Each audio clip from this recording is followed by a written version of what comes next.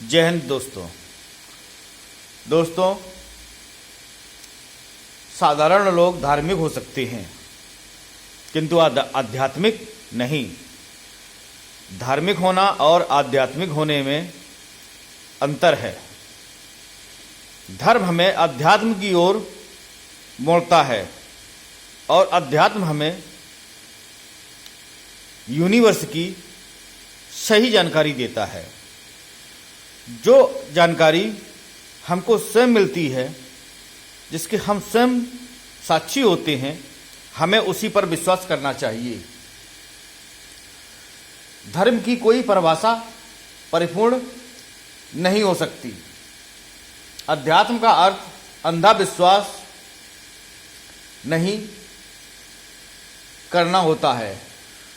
अध्यात्म का अर्थ विज्ञान से, महाविज्ञान से और उस विज्ञान से जो अदृश्य है मगर है, इसे कोई मना नहीं कर सकता, चाहे वो वर्तमान विज्ञान के लोग ही हों। बस अंतर इतना है कि वर्तमान के जो विज्ञान है उसकी सीमा से महाविज्ञान दूर है।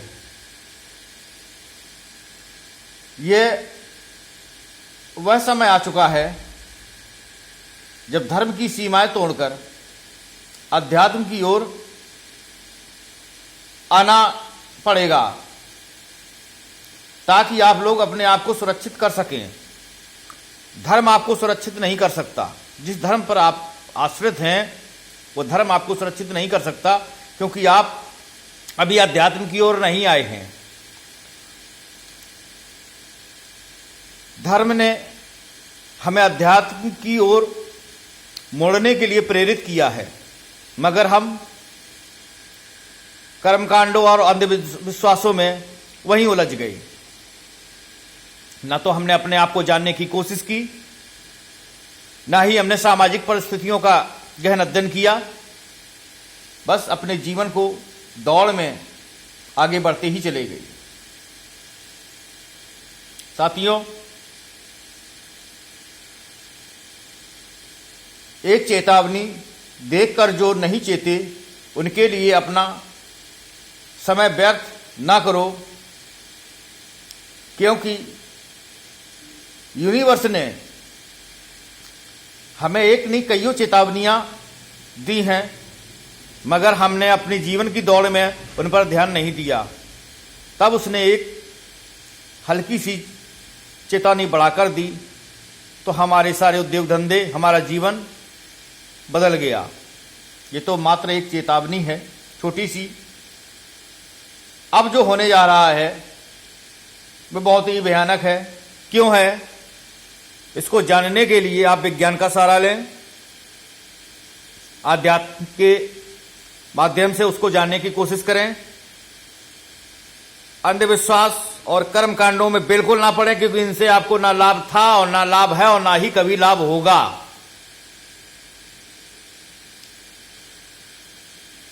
मित्रों, यह युग परिवर्तन क्यों कहा जा रहा है? क्या आप इतने बुद्धिमान हैं? अभी आप बुद्धिमान नहीं, अभी आप बहुत पिछड़े हैं। सभी के सभी लोग, समस्त धरती के लोग पिछड़े हुए हैं।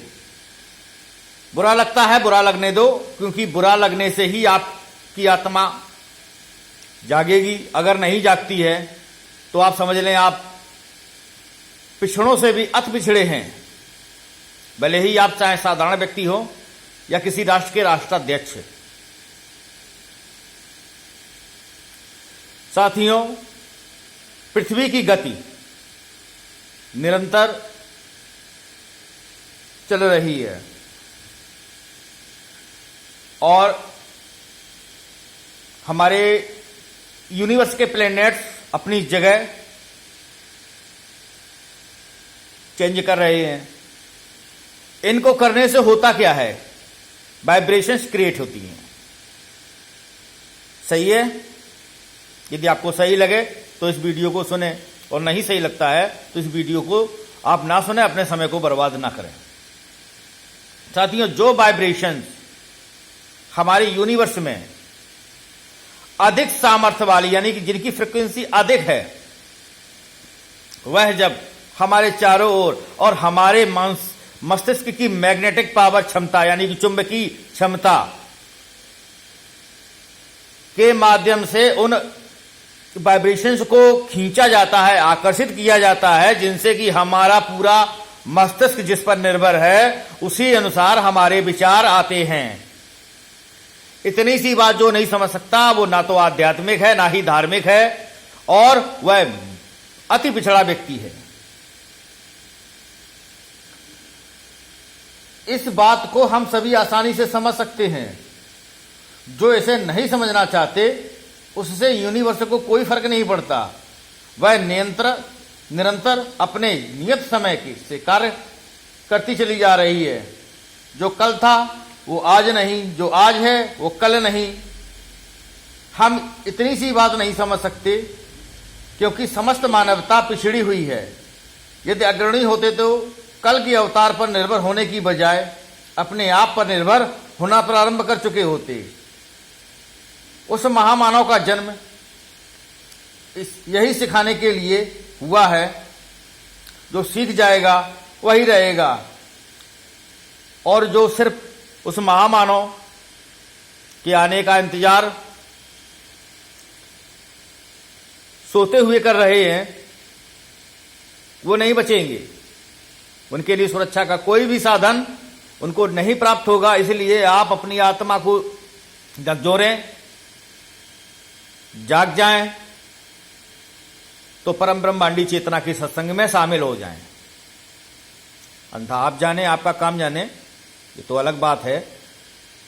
हमारा काम विज्ञान से है, प्राकृतिक चिकित्सा है, आयुर्वेद है। इसके माध्यम से आपकी अंदर एक नई ज्योति, यानी कि आपकी मस्तिष्क की चुंबकीय पावर क्षमता को बदलकर ब्रह्मांड की उन तरंगों को, जो तरंगें आपके लिए सुरक्षित हैं, विकसित करने वाली हैं, को ग्रहण करने की क्षमता हमारे परम ब्रह्मांडी चेतना के सत्संग में उपलब्ध कराई जाती है।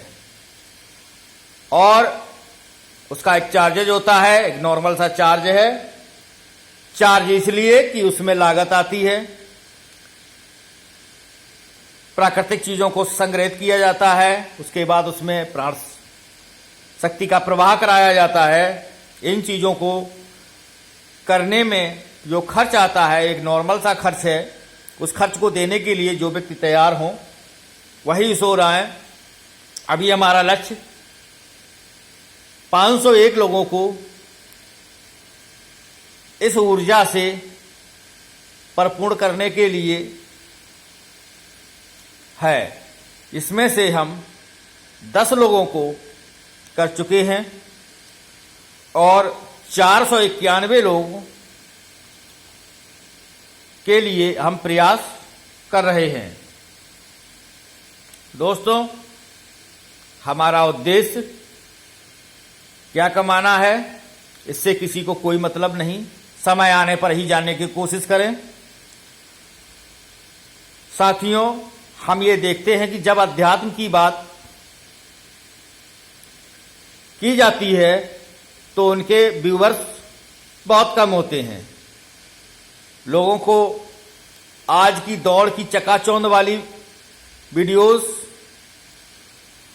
बहुत पसंद हैं, वहीं पर उनके व्यूअर्स होते हैं, ज़्यादा हम देखते हैं। या उन्हें कोई चमत्कारी बात जो उनके लिए बेहद रोचक हो, हलवा के समान हो, जिसको वो आसानी से ग्रहण कर सकें, आसानी से उनको मिल सके, वो कल के अवतार के रूप में ढूंढ रहे हैं। ऐसे भी लोग हैं। सत्य तक नहीं पहुंचोगे, कुछ नहीं मिलेगा, खाली हाथ रहोगे। चाहे जितना भी बड़ा आध्यात्मिक बन जाओ, चाहे जितने बड़े तुम धार्मिक बन जाओ। सरकारों, कानूनी व्यवस्थाओं, सामाजिक व्यवस्थाओं से आपको कुछ खास नहीं मिल सकता। इसलिए जो लोग वास्तविक रूप से जागृत होना चाहते हैं, उस शक्ति को धारण करना चाहते हैं जो आपको सुरक्षित कर सके, तो उन्हीं लोगों का हमारे यहां स्वागत है और उन्हीं लोगों को यह ऊर्जा प्राप्त भी होगी जो लोग हमारी उस वीडियो को देखकर कोई विशेष हरकत में नहीं आए या उनके अंदर कोई एक्साइटमेंट नहीं हुआ। वो समझ लें वो किस लेवल के लोग हैं। हमें इससे कोई लेना देना नहीं कि आप हमारे लिए क्या कमेंट करते हैं, क्या सोचते हैं, क्या नहीं सोचते हैं, मगर जो सुन रहे हैं कम से कम उन तक इस बात का विश्वास पहुंचना चाहिए कि जो भी कार्य होगा इस 3 डायमेंशन दुनिया में, इस भौतिक संसार में, भौतिक पदार्थों से ही होगा। कोई चमत्कार आपको कभी नहीं मिलेगा। आप आज इंतजार कर रहे हैं और कल भी करते रहेंगे। धन्यवाद।